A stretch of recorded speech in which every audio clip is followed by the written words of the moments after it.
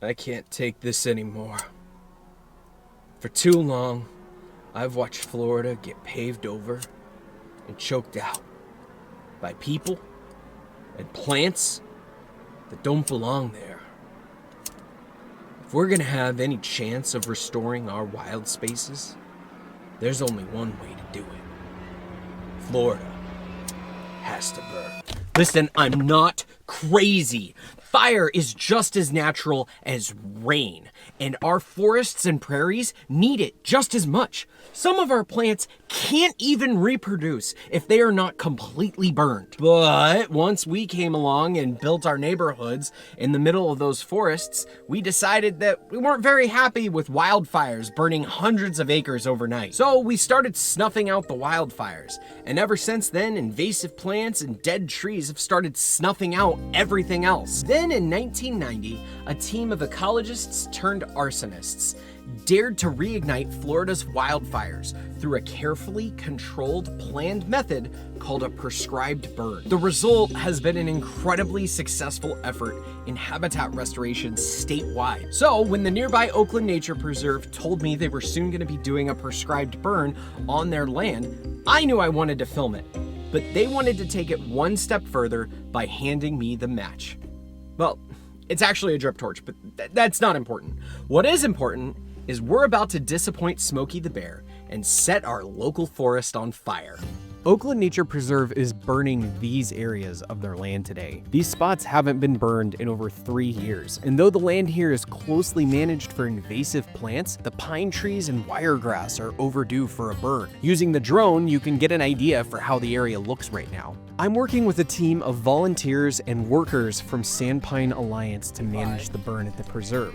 Team leaders have the coolest official title ever, Burn Boss. And we've got 3 Burn Bosses today, Dave, Ken, and Rick.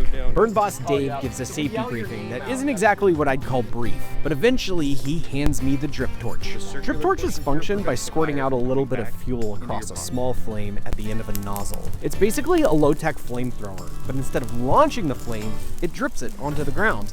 And if there's enough material to burn, it'll catch. All of those dead trees and dry leaves are called fuel, and making sure that fuel is burned regularly helps keep the burn in control. Otherwise, the fire could get too big and too hot and get away from you, literally becoming a wildfire. While I'm editing the video, I realized I didn't explain why I look like I do a lot of honest work in this video as opposed to my normal look. The normal shirt that I wear in most of my videos is made of a synthetic fiber, and that stuff melts when coming into close contact with fire, so our Burn Boss had us all wear cotton clothing instead. As destructive as they are, I want to remind you that wildfires are a totally normal part of Florida's ecosystems. Our plants and wildlife actually evolved with it as a part of their development. Birds and larger mammals can easily flee the scene of a wildfire, but smaller animals who can't move as quickly have their own plan. A doomsday bunker, created by our gopher tortoises. Other wildlife will use the tortoise's burrow as a refuge from the fires, also hurricanes and even floods. Because they help protect so many other kinds of wildlife, gopher tortoises are what's considered a keystone species, meaning that they help other wildlife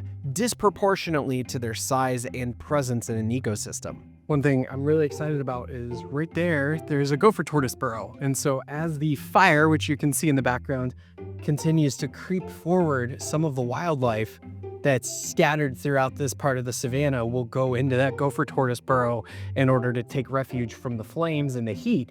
And just to see who's there, instead of standing here and filming all day, I have my little trail cam set up, pointed right there at the gopher tortoise burrow. So the fire, the burrow, the trail cam.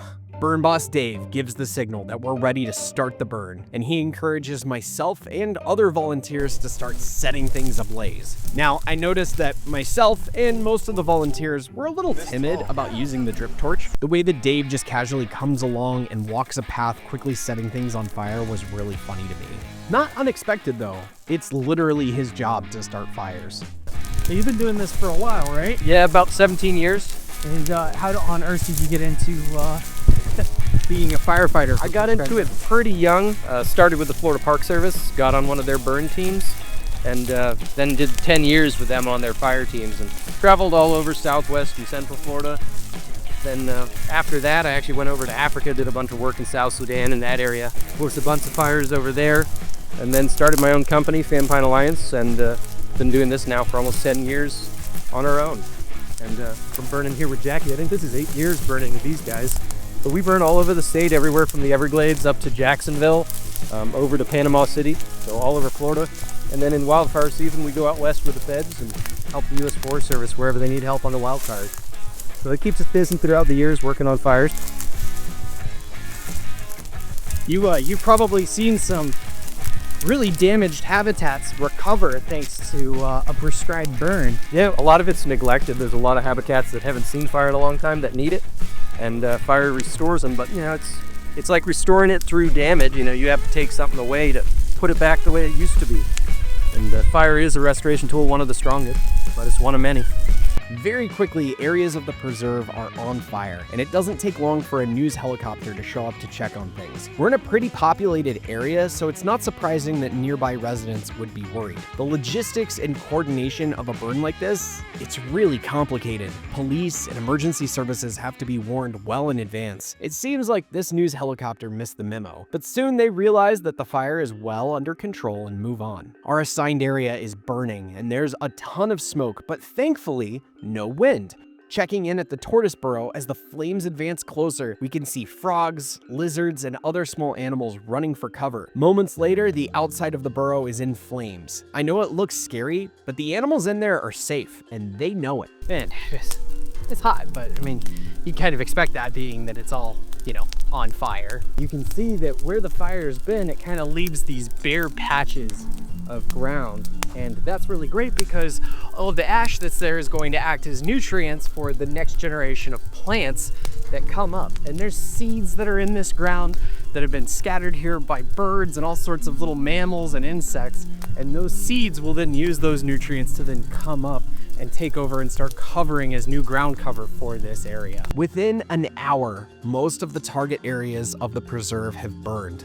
The bulk of our work is already done.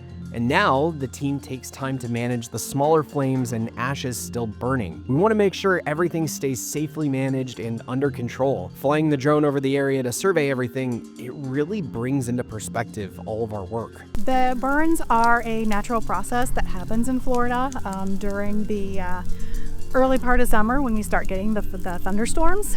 So a lot of our plants and animals have adapted to be able to deal with the fire. So as a part of our habitat restoration, we do the active burns to stimulate what would normally be occurring. It's a regenerative process, so a lot of these plants will come back very strong right after the fire. If you come back in about 6 weeks, you're going to see some amazing growth going on. A lot of the wildlife knows to either climb the trees or go down into the gopher tortoise burrows to escape the fire. Within a few hours, the burn is already over, and I'll bring you back in a week for an update. So all of this behind me is 1 week after the prescribed burn. It was burned a week ago, and you can already see lots and lots and lots of new growth occurring. But I also wanted to point out to you the gopher tortoise burrows. So you can see a burrow right here. This is the one that I had the trail cam fixed on, and the burrow is perfectly fine. We can see that there's been some activity here from the tortoises. And if we look around, we can actually spot more burrows. There's one right here. There's another one right here. One more right there, and another one right here. And you know that it's a fresh, active burrow because the sand is such a different color from around it, because the tortoise was probably kicking some dirt out and being active, as well as some of the other wildlife that is taking refuge down in the burrows. Okay, so we're back. It's been 2 weeks since my last update. I was out of the country last week, so I couldn't show what had changed, but I wanted to give you guys kind of a view. This is 3 weeks of progress, and most of these grasses, you can't even tell that these guys were lit on fire just 3 weeks ago.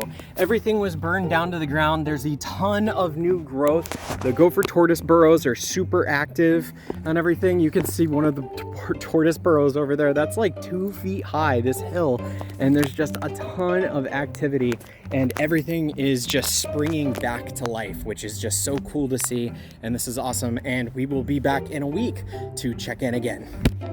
So it's been 6 weeks since we last documented the recovery from the burn, and as you can see, things look pretty much back to normal. The grass isn't quite as high, but there's a lot of different flowers blooming that can only bloom if they go through a controlled burn. So I'm Zak Cole. This is what a prescribed burn looks like, and thanks for checking out what makes Florida so wild.